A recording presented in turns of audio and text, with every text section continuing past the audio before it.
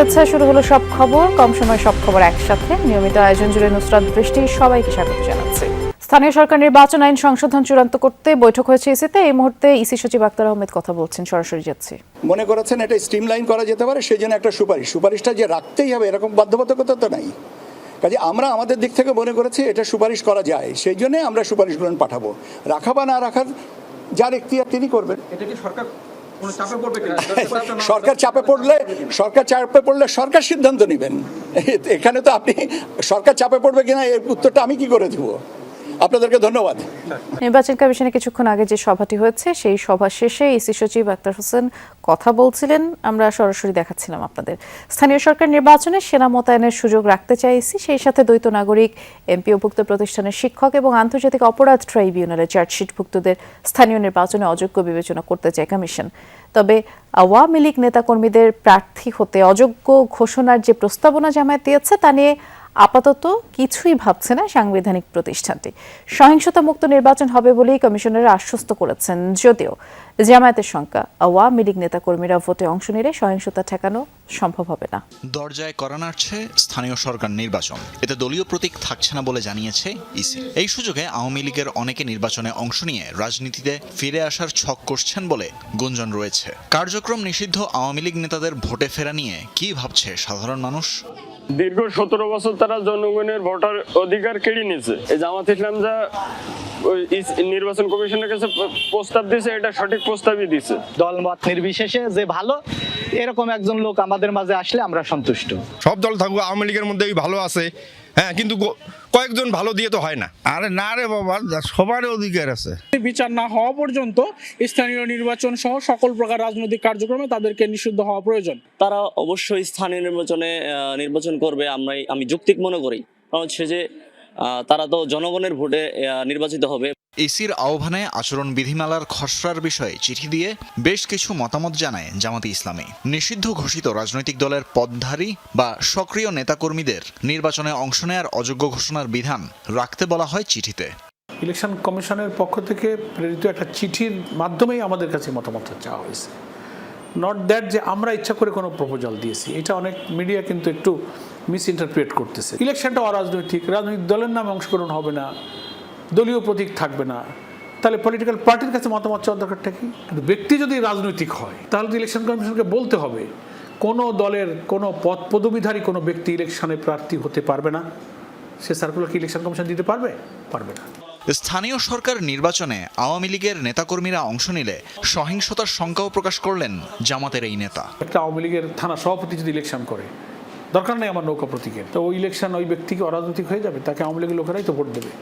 আওয়ামী লীগের নেতা তার মিটিংয়ে যাবে, কথা বলবে, দেশের আইন শৃঙ্খলা আবার এই বর্বর শক্তি, ফ্যাসিবাদী শক্তি, সন্ত্রাসী শক্তি মাঠে নামলে ইলেকশনটা পিসফুল হবে না, সংঘাত হবে। যারা আমরা ফ্যাসিবাদ বিরোধী আন্দোলনের রাজপথে রাজনীতি করেছি এখন, তাদের সাথে তো ওখানে মুখোমুখি হবে। সর্বশেষ অন্তর্বর্তী সরকারের আমলে স্থানীয় সরকার প্রতিষ্ঠানের আইনগুলো অধ্যাদেশের মাধ্যমে সংশোধন করা হয়েছিল। তখন দলীয় প্রতীকে নির্বাচনের বিধান বাদ দেয়া ও বিশেষ পরিস্থিতিতে প্রশাসক নিয়োগের বিধান যুক্ত করা হয়। চলতি ত্রয়োদশ সংসদের প্রথম অধিবেশনে সেসব অধ্যাদেশ অনুমোদন করা হয়। এবার নির্বাচন কমিশনের সভায় আরও কিছু প্রস্তাব অনুমোদনের জন্য তোলার কথা রয়েছে। আইন শৃঙ্খলা প্রয়োগকারী সংস্থার মধ্যে সেনাবাহিনীকে যোগ করা হবে। প্রয়োজন যদি হয় যাতে ব্যবহার করতে পারি, সেই জন্য আইন শৃঙ্খলা বাহিনীর সংজ্ঞার মধ্যে সেনাবাহিনীকে ঢোকানো হয়েছে।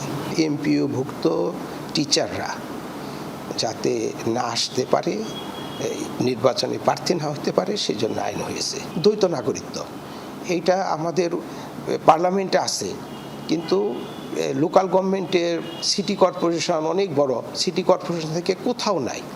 আমরা এখন সেটাকে দ্বৈত নাগরিকত্বকে ঢুকানোর জন্য একটা রিকমেন্ড করতে চাচ্ছি। তবে স্থানীয় সরকার নির্বাচনে কোনো সহিংসতা না হওয়ার ব্যাপারে আশ্বস্ত করছে ইসি। নির্বাচন সংঘাতমুক্ত হবে এবং কমিশন সরকারের সহায়তায় যতগুলো স্টেপ নেওয়া দরকার সুন্দর নির্বাচন করার জন্য, সংঘাতহীন নির্বাচন করার জন্য, ঝামেলামুক্ত নির্বাচন করার জন্য যতগুলো স্টেপ কমিশনের পক্ষে নেওয়া সম্ভব আমরা সবগুলো স্টেপ নেব। সভায় অনুমোদনের পর সুপারিশ আকারে প্রস্তাবগুলো আইন মন্ত্রণালয়ে পাঠাবে ইসি। তানভীর মৌসুম, যমুনা নিউজ, ঢাকা। জিয়াউর রহমান হত্যা ১/১১ থেকে ২৪শে জুলাই আন্দোলন পর্যন্ত বিভিন্ন মানবতাবিরোধী অপরাধে সেনা কর্মকর্তা মুজাফফরের জড়িতের সম্পৃক্ততা পেয়েছে তদন্ত সংস্থা। ১৬ বছর ধরে ১/১১-র কুশীলব সেনা কর্মকর্তা মাসুদ উদ্দিন চৌধুরীর সাথে যোগাযোগ ছিল। মানবতাবিরোধী অপরাধে ২৩ জুলাই তাকে ট্রাইব্যুনালে হাজির করার নির্দেশ দেন ট্রাইব্যুনাল। আর সেদিনই তাকে গ্রেফতার দেখানো হতে পারে। তবে জিয়াউর রহমানকে হত্যার বিচার হবে সামরিক আদালতেই। প্রয়াত রাষ্ট্রপতি জিয়াউর রহমানকে হত্যায় জড়িত এই মুজাফফরকে গ্রেফতার করা হয়েছে ৪৫ বছর পর। চলছে জিয়া হত্যায় তার অধিকতর জিজ্ঞাসাবাদ। এরই মধ্যে আন্তর্জাতিক অপরাধ ট্রাইব্যুনালে তাকে হাজিরের আবেদন করে প্রসিকিউশন। চিফ প্রসিকিউটর ট্রাইব্যুনালকে জানান, জিয়াউর রহমানকে হত্যাই নয়, গত ১৬ বছর ধরে সেনা কর্মকর্তা মাসুদ উদ্দিন চৌধুরীর সাথে মুজাফফর হোসেনের যোগাযোগ ছিল। ১/১১ থেকে ২৪-এর ৫ আগস্ট পর্যন্ত বিভিন্ন মানবতা বিরোধী অপরাধের সঙ্গে মুজাফফর হোসেনের সম্পৃক্ততা পেয়েছে তদন্ত সংস্থা। সারা বাংলাদেশে যখন এই যে মানবতা বিরোধী অপরাধ সংঘটিত হচ্ছিল, তখনও এই আসামি এবং মাসুদ উদ্দিন চৌধুরীর মধ্যে একটা সংশ্লিষ্টতা আমাদের তদন্ত সংস্থা ইতিমধ্যে পেয়েছে। ১/১১-র সাথে তার সংশ্লিষ্টতা আছে এবং আর কোনো ঘটনার সাথে তার কোনো সংশ্লিষ্টতা আছে কিনা, এই সমস্ত বিষয়গুলি উদ্ঘাটনের স্বার্থে আমাদের তদন্তকারী কর্মকর্তা আজকে আমার বরাবর একটি আবেদন করেছে তাকে গ্রেফতার দেখানোর জন্যে। পরে ২৩ জুলাই মুজাফফরকে ট্রাইব্যুনালে হাজির করতে সেনা সদরকে নির্দেশ দেন ট্রাইব্যুনাল ২। সেদিনই তাকে এই মামলায় গ্রেফতার দেখানো হতে পারে। সেটা আমাদের ইনভেস্টিগেশনের দাবি রেখে সেই কারণে আমরা তাকে ইনভেস্টিগেশনের স্বার্থে তাকে আমরা প্রোডাকশন ওয়ারেন্ট চেয়েছি। পরবর্তীকালে তাকে আমরা গ্রেফতার দেখাবো এবং তাকে যদি জিজ্ঞাসাবাদ করতে হয় করব। তবে সামরিক আদালতে জিয়াউর রহমান হত্যার বিচার হবে বলে জানান চিফ প্রসিকিউটর। বিচার যদি মিলিটারি লতে হয়, মার্শাল ল কোর্টে যদি হয়, তাকে সিভিল কোর্টেও যদি হয়, যেটা আগে এক্সিকিউশন হয়ে যাবে সেখানে শেষ হয়ে যাবে। রাব্বি হোসেন, যমুনা নিউজ, ঢাকা।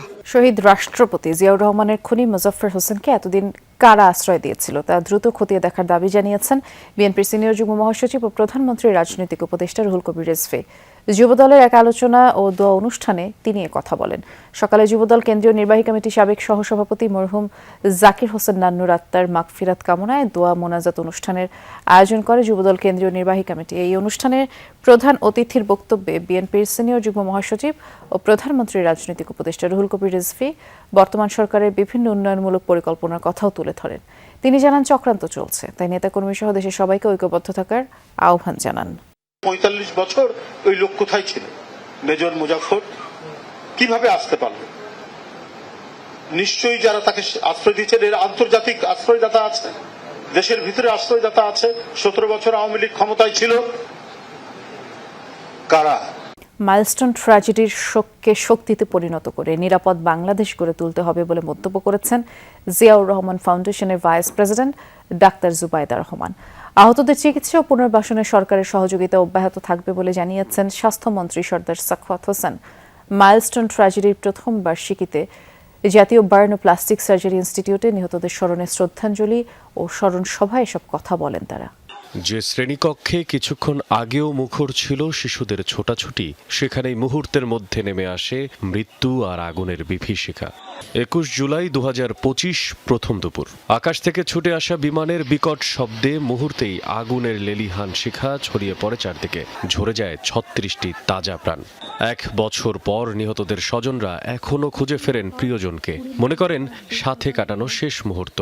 তাসনিয়ার ফ্রেন্ডরা যখন একসঙ্গে খেলা করতো, ওকে যদি কেউ একটা আইসক্রিম খাওয়াতো, সেই আইসক্রিম কাঠিটাও বাসায় এনে নাম লিখে রেখে দিত। স্বজনদের দাবি, তদন্ত প্রতিবেদন প্রকাশ, দায়ীদের বিচার, নিহতদের কবর সংরক্ষণ এবং ক্ষতিগ্রস্ত পরিবারগুলোর পর্যাপ্ত ক্ষতিপূরণ নিশ্চিত করতে হবে। গত ইন্টারিম গভর্নমেন্ট অনেক কথার ফুলঝুরি দিয়ে আমাদেরকে আশ্বস্ত করার চেষ্টা করছে, অনেক কিছু বলছে, অনেক প্রতিশ্রুতি দিয়েছে, কিন্তু এই পর্যন্ত কোনো একটা প্রতিশ্রুতি তারা পালন করে নাই। মাইলস্টোন ট্র্যাজেডিতে নিহতদের স্মরণে মঙ্গলবার জাতীয় বার্ন ও প্লাস্টিক সার্জারি ইনস্টিটিউটে শ্রদ্ধাঞ্জলি ও স্মরণ সভা অনুষ্ঠিত হয়। অনুষ্ঠানে প্রধান অতিথি ছিলেন ডাক্তার জুবাইদা রহমান, ছিলেন দেশি বিদেশি চিকিৎসক, আহত শিক্ষার্থী, নিহতদের পরিবার এবং শিক্ষকেরা। ট্র্যাজেডির সেই সময়টিকে স্মরণ করেন দেশি বিদেশি চিকিৎসকরাও, বলেন এটি ছিল তাদের পেশাগত জীবনের অন্যতম কঠিন মানবিক challenge. follow on decisions were made. International teammates were included, including from China and India. I think the best effort was there. Milestone tragedy দেশের বার্ন চিকিৎসা ব্যবস্থার সক্ষমতা বাড়ানোর প্রয়োজনীয়তা সামনে নিয়ে এসেছে বলে জানান জাতীয় বার্ন ইনস্টিটিউটের পরিচালক। যে জিনিসটা সবচেয়ে গুরুত্বপূর্ণ বিষয় সেটা হচ্ছে এই বার্ন প্রতিরোধ করা, অর্থাৎ অ্যাওয়ারনেস সৃষ্টি করা। অ্যাওয়ারনেস সৃষ্টি করার মাধ্যমে আমরা দেখেছি যে লাস্ট 10 to 20 ইয়ার্সের মধ্যে উন্নত দেশগুলোতে তাদের বার্নের সংখ্যা 50%-এর বেশি কমে গিয়েছে। স্বাস্থ্যমন্ত্রী বলেন, আহতদের চিকিৎসা, পুনর্বাসন এবং প্রয়োজনে উন্নত চিকিৎসার জন্য সরকার সব ধরনের সহযোগিতা অব্যাহত রাখবে। যারা এখনো ফলো আপে আছে, আমাদের ডাক্তাররা নিষ্ঠার সাথে বার্ন ইউনিটে কাজ করে যাচ্ছেন। এরপরেও যদি আরো কিছু উন্নততর চিকিৎসারও প্রয়োজন হয়, আমাদের সরকার, আমরা পিছিয়ে থাকবো না। প্রধান অতিথির বক্তব্যে ডাক্তার জুবাইদা রহমান বলেন, এই শোককে শক্তিতে রূপান্তর করে আরো মানবিক, আরো নিরাপদ বাংলাদেশ গড়তে হবে।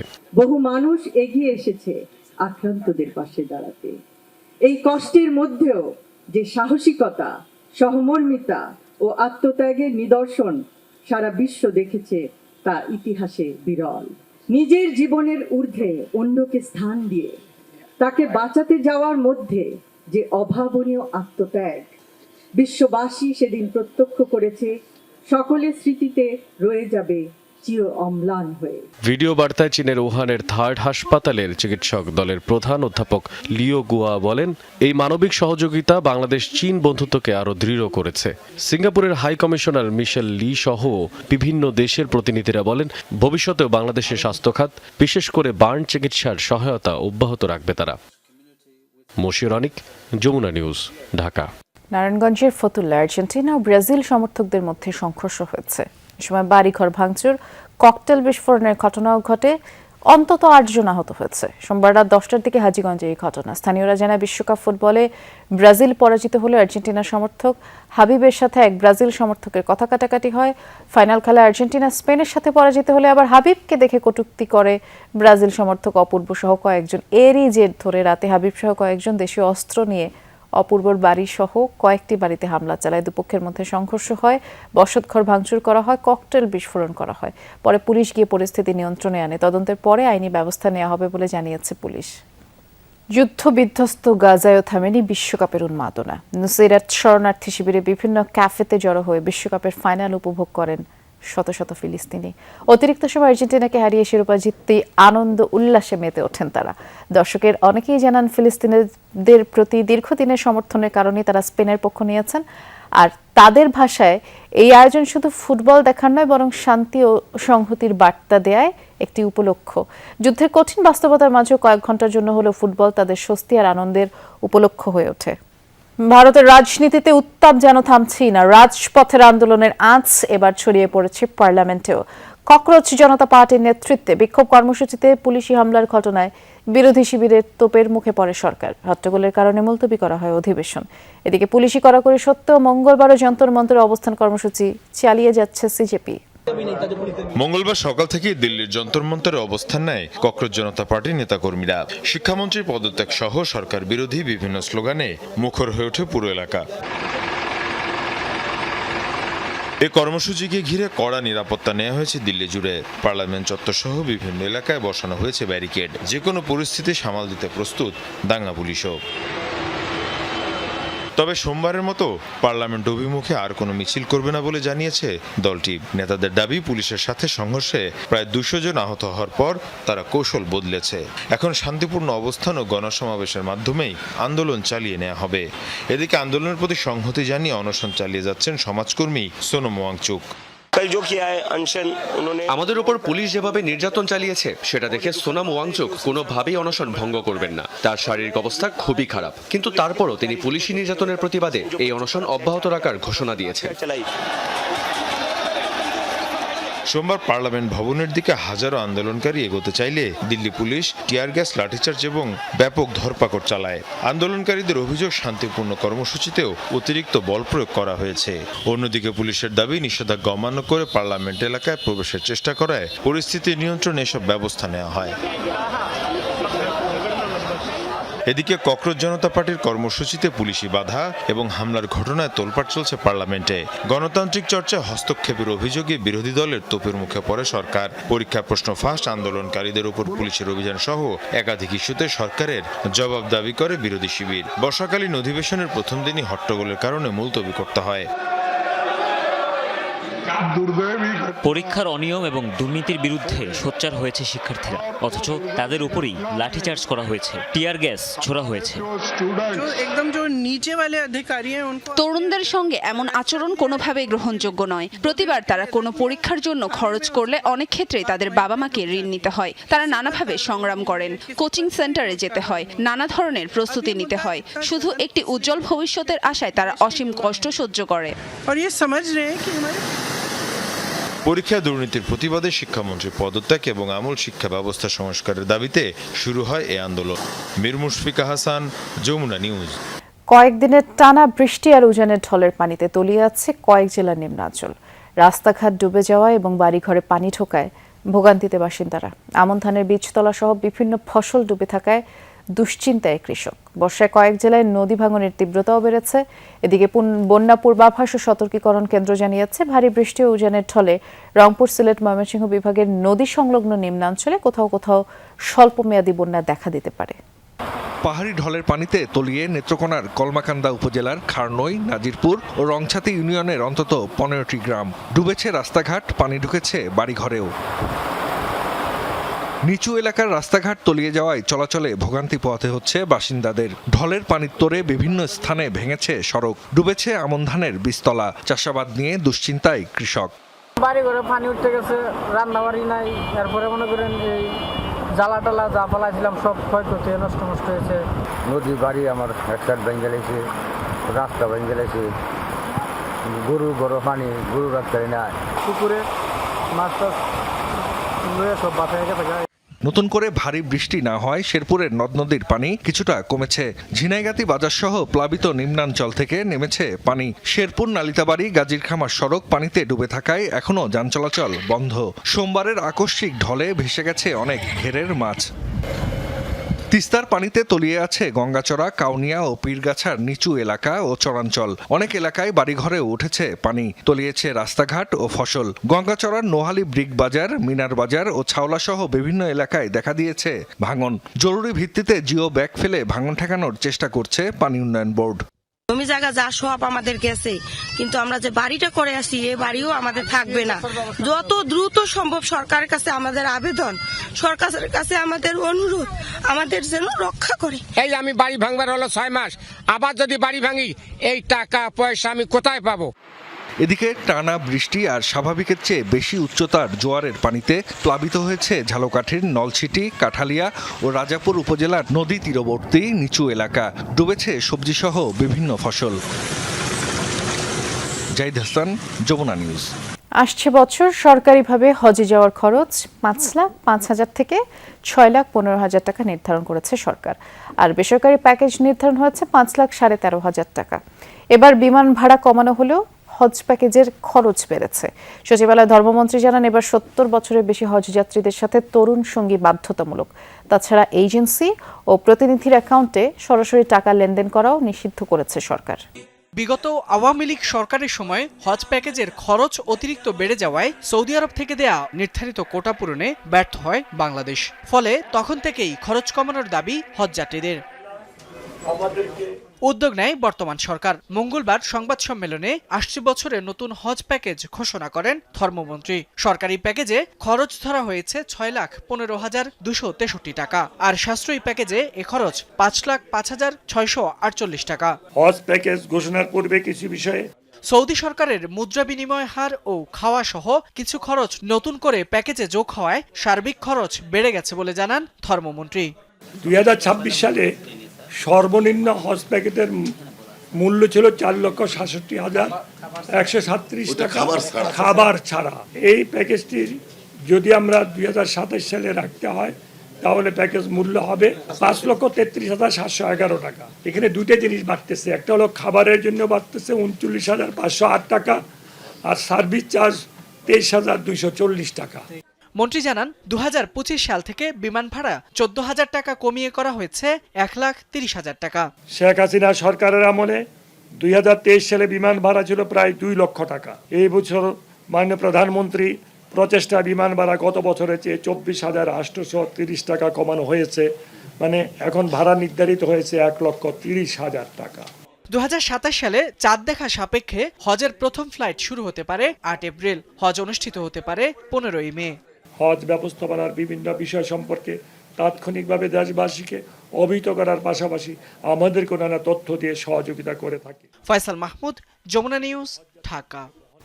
সম্প্রতি বিমস্টেকের আওতায় বাংলাদেশ ও ভারতের মধ্যে নিরাপত্তা ইস্যুতে যে আলোচনা হয়েছে তা খুবই ফলপ্রসূ হয়েছে বলে জানিয়েছেন সংস্থাটির মহাসচিব ইন্দ্রমণি পাণ্ডে। দুপুরে সংস্থাটির প্রধান কার্যালয়ে কূটনৈতিক রিপোর্টারদের সংগঠন টিক্যাপ সদস্যদের সাথে আলাপকালে তিনি সদস্য দেশগুলোর মধ্যে ভিসা আরও সহজ করার উপর জোর দিয়ে বলেন এই ইস্যুতে সংস্থাটি কাজ করছে। আর পাশাপাশি বিমস্টেক সদস্য দেশগুলোর মধ্যে রাজনৈতিক সমঝোতা না হওয়ায় মুক্ত বাণিজ্য চুক্তি সই করা যায়নি। সংস্থাটির অগ্রাধিকার অর্থনৈতিক উন্নয়ন উল্লেখ করে মহাসচিব বলেন, রোহিঙ্গা ইস্যু নিয়ে তাদের তেমন কিছু করার নেই। আমাদের সদস্য দেশগুলোর মধ্যে ব্যবসা বাণিজ্য, পর্যটন সহ যোগাযোগ বাড়াতে ভিসা সহজ করা অপরিহার্য। 1 বছর আগে এটি নিয়ে বিশেষজ্ঞ দল কাজ শুরু করেছে। আশা করছি ভবিষ্যতে এটি বাস্তবায়িত হবে। যারা মিথ্যা তথ্য বা গুজব ছড়ায় তাদের সতর্ক করলেন প্রধানমন্ত্রী তথ্য ও সম্প্রচার বিষয়ক উপদেষ্টা ডাক্তার জাহেদুর রহমান। জানান, অপতথ্য ও সাইবার বুলিং নিয়ন্ত্রণে আইনজীবী প্যানেল গঠন করা হয়েছে। এ সপ্তাহেই এর প্রজ্ঞাপন জারি হবে। সচিবালয় সরকারের বিভিন্ন কার্যক্রমের অগ্রগতি তুলে ধরতে আয়োজিত নিয়মিত প্রেস ব্রিফিংয়ে তিনি বলেছেন, অপতথ্য সাইবার বুলিং সহ্য করবে না সরকার।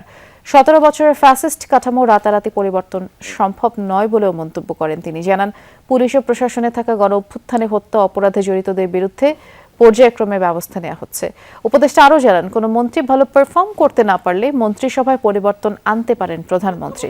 দপ্তর পুনর্বন্টন অথবা নতুন কাউকেও দায়িত্ব দেওয়া হতে পারে। তবে এটি সরকারের 180 দিনের পরপর নাকি আরও সময় লাগবে সেটা তিনি নিশ্চিত করেননি। মাইলস্টোনের বিমান দুর্ঘটনায় 1 বছরেও ঘোষিত ক্ষতিপূরণ দিতে না পারা সরকারের ব্যর্থতা বলেও মন্তব্য করেন জাহেদুর রহমান। বলেন, সরকার যাচাই বাছাই করে ক্ষতিপূরণের ব্যবস্থা করছে। একটা জিনিসকে ভয় পেতে হবে, আপনি আইন ভাঙতে পারেন না। এখন আমরা আইনের নামে নিপীড়ন চালাবো কিনা, এটা হচ্ছে প্রশ্ন। উত্তর হচ্ছে না। আইনি প্যানেল, লয়ার্স প্যানেল তৈরি হচ্ছে, তারা জনগণকে বুঝিয়ে জানিয়ে কনভিন্স করতে পারবেন যে আমরা যে ব্যবস্থা নিয়েছি এটা ন্যায্য ছিল এবং এটা জনগণের স্বার্থে। আমি বলছি এটা শুধু ডিসইনফরমেশন বা বুলিং সরকারের বিরুদ্ধে না, কোনো ব্যক্তিও যদি আক্রান্ত হন, তিনি যদি সেটার প্রতিকার চান, সেই ব্যাপারেও সরকার কাজ করবে। মামলা হওয়ার আগেই মধ্যস্থতায় সমাধান করা গেলে আগামী 1 বছরে মামলা জট কমে আসবে বলে মন্তব্য করেছেন আইনমন্ত্রী মোহাম্মদ আসাদুজ্জামান। তিনি জানান, সারা দেশের বিভিন্ন আদালতে বর্তমানে 45 লাখ মামলা বিচারাধীন রয়েছে। সচিবালয় পঞ্চগড়, টাঙ্গাইল, কক্সবাজার সহ দেশের 10টি জেলায় মামলা পূর্ব বাধ্যতামূলক মধ্যস্থতা কার্যক্রমের উদ্বোধনী অনুষ্ঠানে আইনমন্ত্রী জানান, মধ্যস্থতা কার্যক্রমের ক্ষেত্রে জনগণকে হয়রানি ও দুর্নীতির বিরুদ্ধে জিরো টলারেন্স নীতি গ্রহণ করেছে সরকার।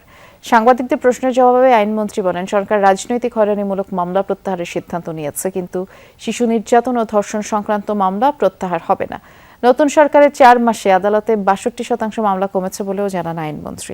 আগামী 1 বছরে আমাদের 4.5 মিলিয়ন যে মামলা আছে বলছি পেন্ডিং, সেটা আমরা 2 মিলিয়নে কমিয়ে আনতে পারবো এবং সেটা যদি পারি আগামী 1 বছরে আমাদের বিচার বিভাগের জন্য একটি আশার আলো দেখাবে। সরকার যে অ্যাকশনটা নিয়েছে আইনের মতো চলবে, কিন্তু একজন মানুষের ন্যায় বিচার পাওয়ার যে অধিকার, সেই অধিকারটাকে আমরা নিশ্চিত করতে চাই। হরমুজ প্রণালী পেরিয়ে এবার আরেক গুরুত্বপূর্ণ জলপথ বাব এল মন্দেবে গড়ালো মধ্যপ্রাচ্য সংঘাত। যুক্তরাষ্ট্র ইরানের পাল্টাপাল্টি হামলার মাঝে সৌদি আরবের বিরুদ্ধে নৌ অবরোধ জারি করেছে ইয়েমেনের হুতি বিদ্রোহীরা, যা বৈশ্বিক জ্বালানি সরবরাহ ও বাণিজ্যে নতুন ঝুঁকি তৈরি করেছে। এদিকে ইরান জুড়ে টানা 10ম দিনের মতো অব্যাহত যুক্তরাষ্ট্রের হামলা। ইরানে হামলার উদ্দেশ্যে একের পর এক ছুটছে মার্কিন যুদ্ধবিমান। লাগাতার 10ম রাতের মতো জারি রয়েছে যুক্তরাষ্ট্রের অভিযান। সোমবার রাতভর দক্ষিণ ইরানের বন্দর, দ্বীপ ও কৌশলগত গুরুত্বপূর্ণ এলাকায় চলে মার্কিন হামলা। টার্গেট করা হয় সিরিক, কেশম দ্বীপ সহ বন্দর আব্বাস, সাবাহার পোর্ট ও কোনারাক শহর। জোরালো বিস্ফোরণ হয়েছে ইস্পাহান, বন্দর লেঙ্গে ও সিরাজে।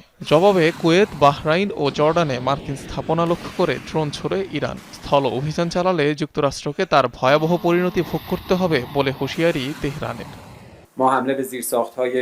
তাদের এর পরিণাম ভোগ করতে হবে।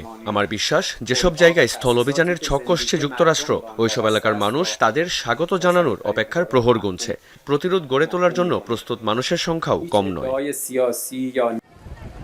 এদিকে মধ্যপ্রাচ্যে সংঘাতের মধ্যেই সৌদি আরবের বিরুদ্ধে এডেন উপসাগরে নৌ অবরোধ জারি করেছে ইয়েমেনের সশস্ত্র গোষ্ঠী হুতি, যা তাৎক্ষণিকভাবে কার্যকর হয়েছে। ইয়েমেনি সশস্ত্র বাহিনী সৌদি শত্রুর বিরুদ্ধে সামুদ্রিক অবরোধের ঘোষণা দিয়েছে। এটি অবরোধের বিপরীতে অবরোধ। এই ঘোষণা প্রকাশের সাথে সাথেই তা কার্যকর হবে। সৌদি আরব 12 বছর ধরে আমাদের জনগণের উপর অন্যায় ও নিপীড়নমূলক অবরোধ অব্যাহত রেখেছে। তারা সম্পদ লুণ্ঠন করেছে এবং স্থল, জল ও আকাশপথে বন্দর ও বিমানবন্দরগুলোর উপর সর্বাত্মক অবরোধ আরোপ করে রেখেছে। লোহিত সাগরে 3 মহাদেশের সংযোগস্থল বাব এল মানদেব প্রণালীর উপর নিয়ন্ত্রণ রয়েছে হুতি বিদ্রোহীদের, যেখান দিয়ে বিশ্বের মোট তেলের প্রায় 12% পরিবাহিত হয়। তবে হরমুজে অস্থিরতার জেরে বর্তমানে তা কয়েক গুণ বেড়েছে। জলপথটিতে সৌদি আরবের ইস্ট ওয়েস্ট পাইপলাইন প্রতিদিন সর্বোচ্চ 70 লাখ ব্যারেল তেল পরিবহন করতে সক্ষম। অনিক রহমান, যমুনা নিউজ। রাষ্ট্রপতি মোহাম্মদ শাহাবুদ্দিনের সাথে বিদায়ী সাক্ষাৎ করলেন নৌবাহিনী প্রধান অ্যাডমিরাল এম নাজমুল হাসান। দুপুরে বঙ্গভবনে রাষ্ট্রপতির সাথে সাক্ষাৎ করেন তিনি। এ সময় দায়িত্ব পালনকালীন সময়ে সহযোগিতা করার জন্য রাষ্ট্রপতির প্রতি কৃতজ্ঞতা প্রকাশ করেন নৌপ্রধান। সার্বিক উন্নয়ন কর্মকাণ্ড সম্পর্কে রাষ্ট্রপতিকে তিনি অবহিত করেন। আর বাহিনীর উন্নয়নে বিদায়ী নৌপ্রধানের প্রশংসা করেন রাষ্ট্রপতি। পাশাপাশি নৌবাহিনীর চলমান উন্নয়নের ধারা অব্যাহত থাকবে বলে আশা প্রকাশ করেন রাষ্ট্রপতি। আগামী 23 জুলাই নতুন নৌপ্রধানের কাছে দায়িত্ব হস্তান্তর করবেন admiral M Nazmul Hasan. Commission বৃদ্ধির দাবিতে আগামী 30 জুলাই সকাল 6টা থেকে রাত 12টা পর্যন্ত সারা দেশের সকল সিএনজি ফিলিং স্টেশন বন্ধের ঘোষণা দিয়েছে বাংলাদেশ সিএনজি ফিলিং স্টেশন মালিক সমিতি। দুপুরে রাজধানীর বিজয়নগরে সংগঠনটির কার্যালয়ে এক সংবাদ সম্মেলনে জানানো হয়, দাবি আদায় না হলে 23 আগস্ট থেকে সারা দেশে অনির্দিষ্টকালের জন্য সকল সিএনজি ফিলিং স্টেশন বন্ধ করে দেওয়া হবে। এ সময় কমিশন 8 টাকা থেকে বাড়িয়ে ন্যূনতম 13 টাকা 96 পয়সা করার দাবি জানান সংগঠনের নেতারা।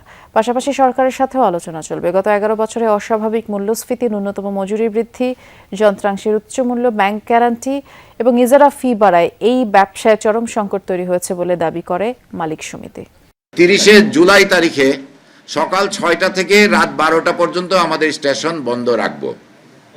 লোকসান আমরা আর টানতে পারছি না।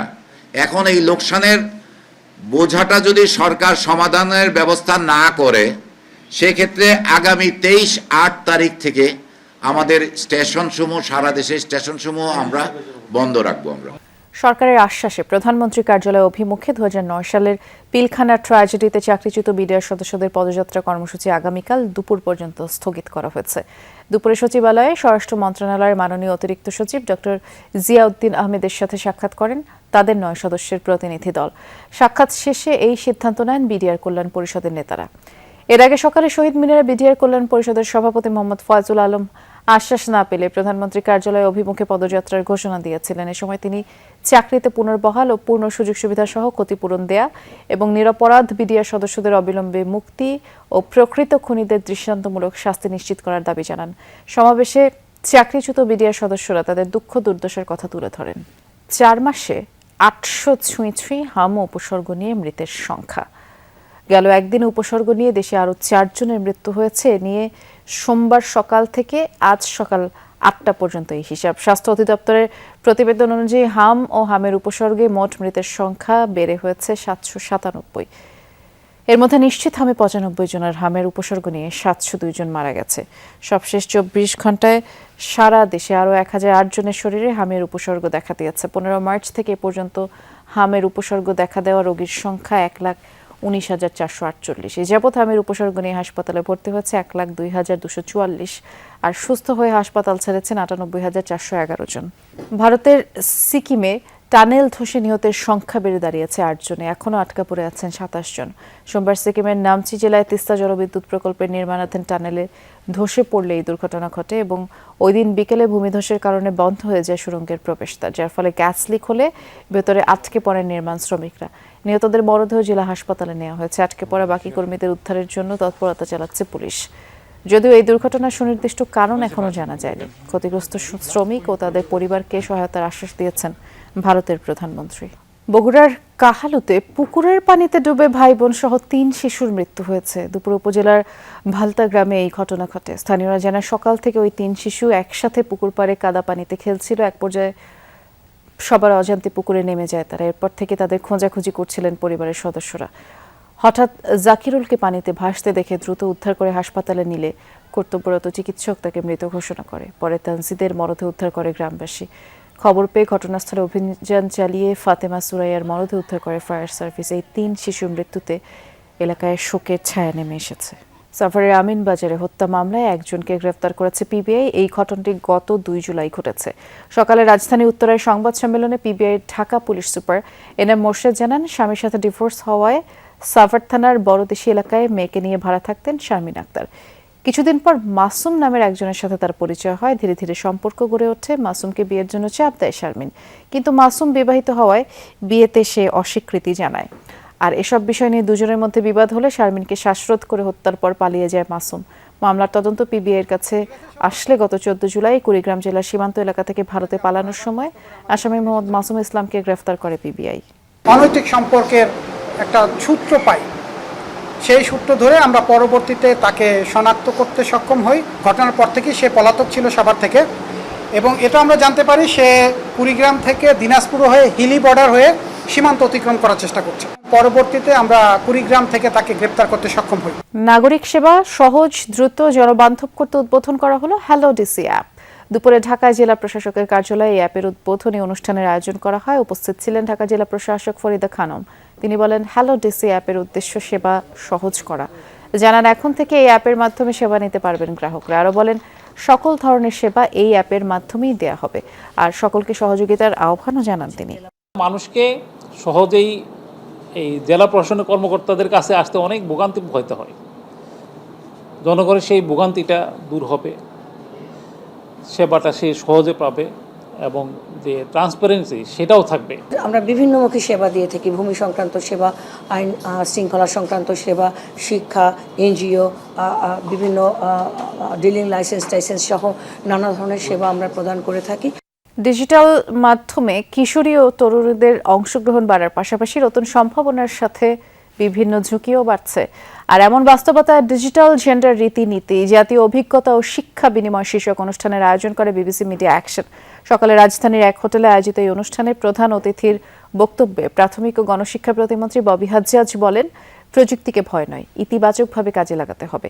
প্রযুক্তি ও ডিজিটাল মিডিয়ার সঠিক ব্যবহার নিশ্চিত করতে শুধু নারীদের নয়, সবার জন্য প্রশিক্ষণের ব্যবস্থা প্রয়োজন। পাশাপাশি অনলাইন হয়রানি ও নেতিবাচক কন্টেন্ট নিয়ন্ত্রণে কার্যকর নীতিমালা আইন প্রণয়নের উপরেও তিনি জোর দেন।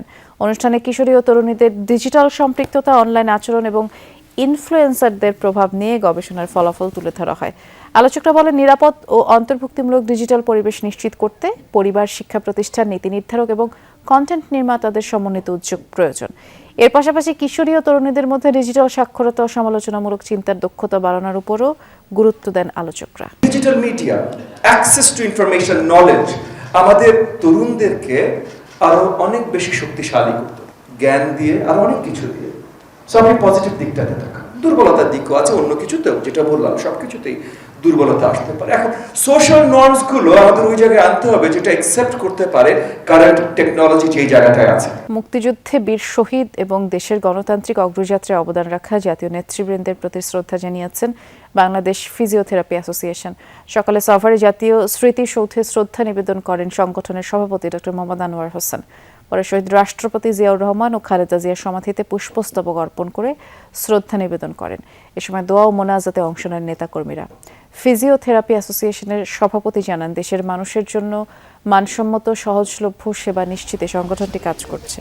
সিরাজগঞ্জ খাজা ইউনুস আলী বিশ্ববিদ্যালয়ে সায়েন্স ফিকশন ফেয়ার অনুষ্ঠিত হয়েছে। সকালে বিশ্ববিদ্যালয়ের হলরুমে এই মেলা অনুষ্ঠিত হয়। বিজ্ঞান, কল্পকাহিনী ও প্রযুক্তিভিত্তিক ভাবনাকে কেন্দ্র করে অনুষ্ঠানের আয়োজন এবং প্রধান অতিথি হিসেবে উপস্থিত ছিলেন বিশ্ববিদ্যালয়ের বোর্ড অব ট্রাস্টিজের চেয়ারম্যান মোহাম্মদ ইউসুফ।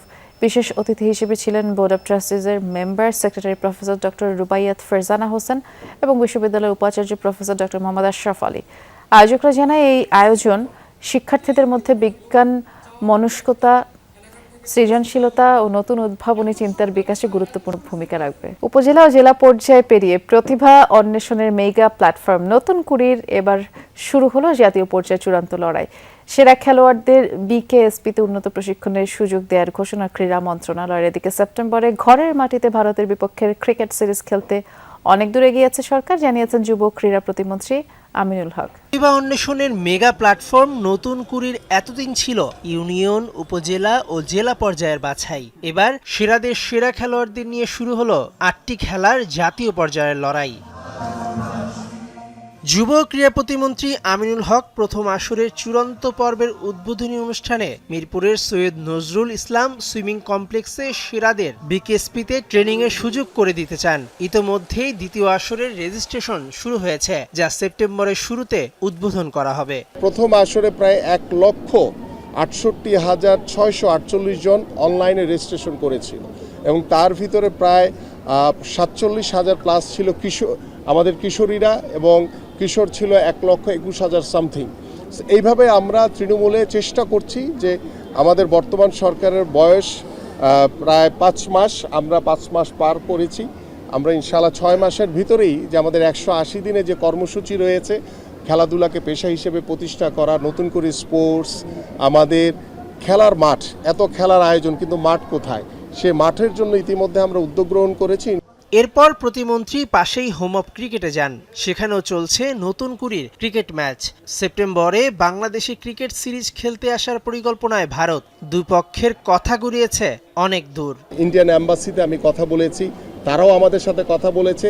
তারা সবাই ওয়েট করছে যে সেপ্টেম্বরে ভারত বাংলাদেশে আসবে। আসার পরে বিগত সময় যে ছোট্ট একটি যে ঘটনাকে কেন্দ্র করে যেই একটি টানাপোড়েন হয়েছিল, আমি মনে করি সেটাকে কাটিয়ে উঠে ইনশাল্লাহ আমরা সুন্দরভাবে পার্শ্ববর্তী সকল দেশের সাথেই আমাদের যে স্পোর্টস ডিপ্লোমেসি, আমাদের যে যোগাযোগ চলাচল সবকিছুই খুব স্বাভাবিকভাবেই সেটা চলমান থাকবে ইনশাল্লাহ।